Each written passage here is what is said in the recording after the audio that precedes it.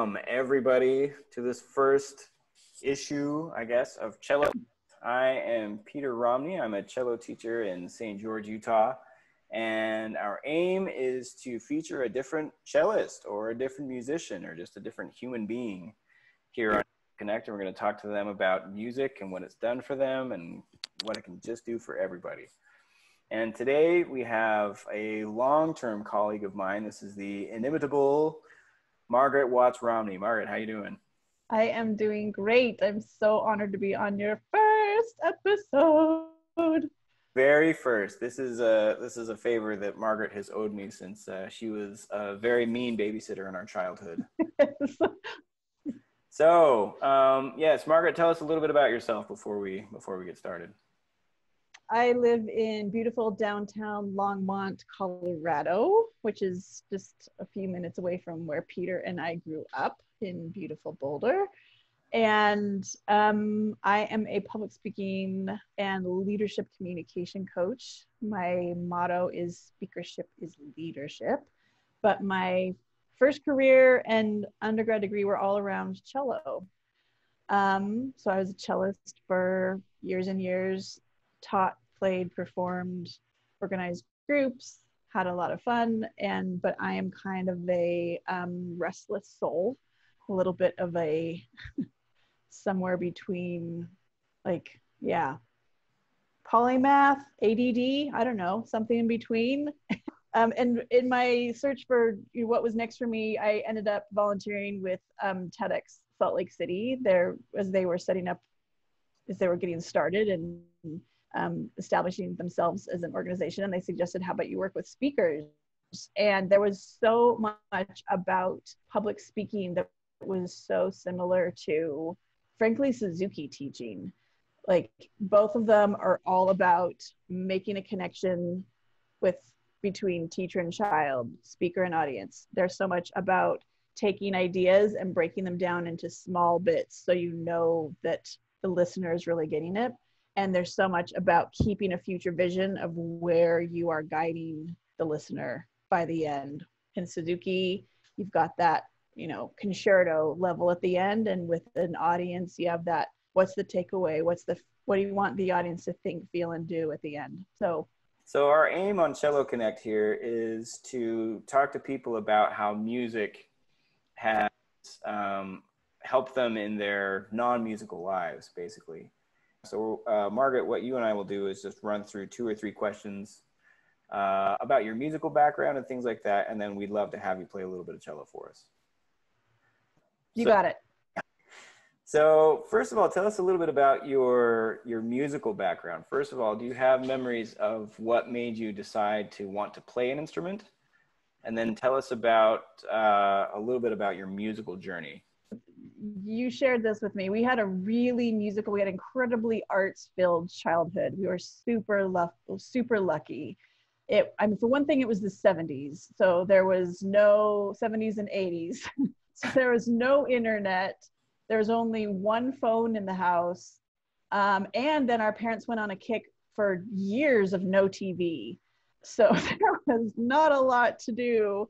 And so we really relished the times when Mom would take us to Shakespeare plays, take us to musicals. There was an old, almost like barn-like theater, Chautauqua Theater, where she would tell whatever it is that we went to see, she would prepare us beforehand. Like, these are the characters, this is the action, this is what's happening, these are the songs. We would, sing them, and then we would go to these arts events. We knew who Chagall was, we knew who Picasso was, we probably could tell Beethoven from Stravinsky, maybe not Mozart from Haydn, but generally in our childhood, it wasn't a upper crust type of white glove experience. It was big paper grocery bags full of greasy popcorn. Like, it was everything. It was our life. And so I couldn't imagine not doing music. Like, and in my elementary school, they had a great program where in 4th grade, you got to choose an instrument, and they had decent people teaching you and a good program. And it was what I always wanted to do. I loved listening to it. I was so excited to produce music. And yeah, and so here's actually, so when I was signing up for fourth grade, they said, what do you want to play? And I went to mom and dad and I was like, okay, what's the really, really big one? What's the huge one where you have to stand up? And they're over on the far end in the symphony. They're way at the back. Really, really big one. And mom and dad said, I think that's called the cello. I'm like, awesome. So I wrote down on the paper, cello. And then I get there on the first day and they hand me this not enormous instrument. I'm like, no, I'm sorry. That's not what I signed up for. Like, I wanted the hugest one. And they're like, darling, you are like the smallest person in your class and you take the bus every day. Like, you do not want that.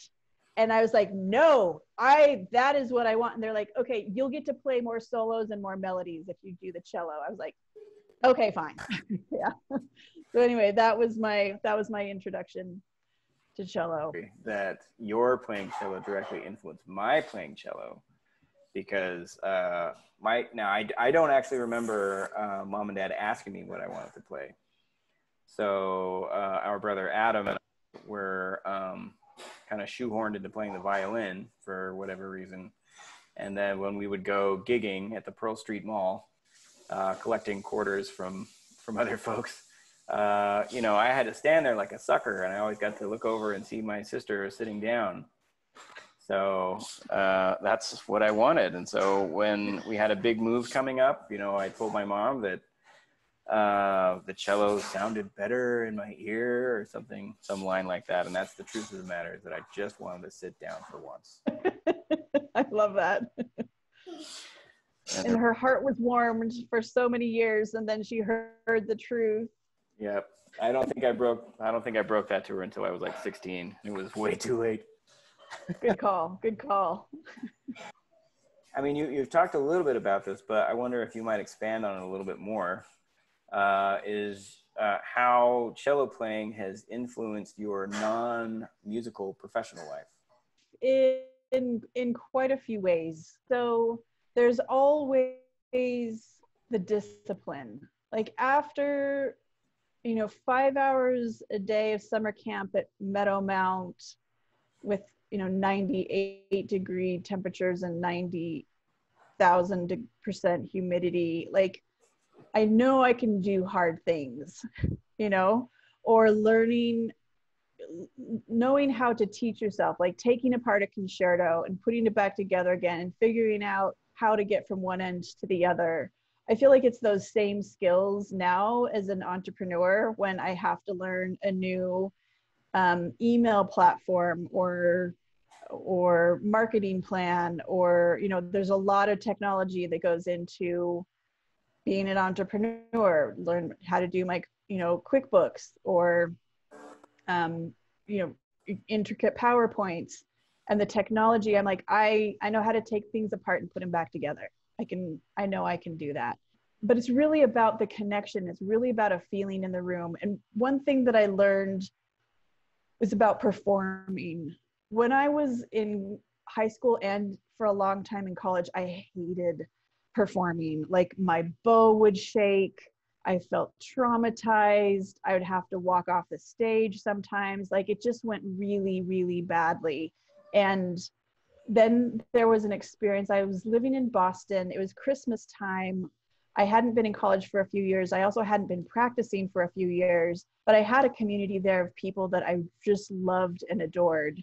We had babies together and supported each other, and play groups and dinners, and really we just loved each other. And it got to be Christmas time, and one person from my community came to me and she's like, oh, Margaret, you're a cellist. Please play Ave Maria with me. Please play the Bach Ganud Ave Maria with me. And I was like, okay, I'll do it for you. And so I got out my cello and I practiced. And the whole time it was really for her. It was for this community. It was to give, and it was a piece I loved, and I knew it really well. I'd studied it, from the time I was I learned it when I was 12 or something. And so when I got up there to play, all I had in my mind was the thought of the audience and the magic I wanted to give them with this piece, and how I could shape this piece, how I could pause on this note, stretch on this one, swell through this one, vibrato on this one, pull back on this one, to give them this transformative experience. And it was just magical and breathtaking. You could, everybody in the room could like just feel that. And what I realize now, that that lesson, that being on stage, whether you're performing or speaking, it's about the audience. It's about what can you give the audience. It wasn't about me and my technique and did I practice enough and did I have the right fingering and did I, you know, how was my bow technique and did I, all of that was out the window. All it was about was what can I give these people? And that's the, like the pillar, that's the pillar of my practice with public speaking now, and how I guide people.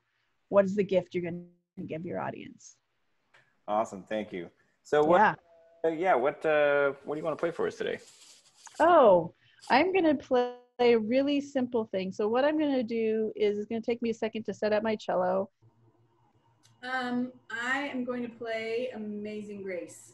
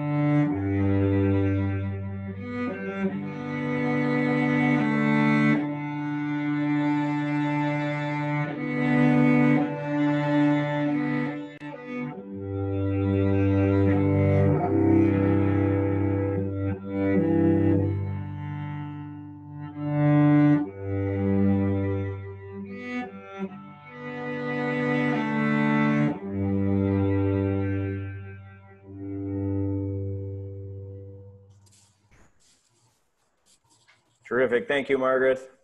You're so welcome. I'm so glad you're doing this. CelloConnect. Awesome. So excited to see who you connect with. Thank you. And thank you everyone for watching. We'll catch you again on the next CelloConnect.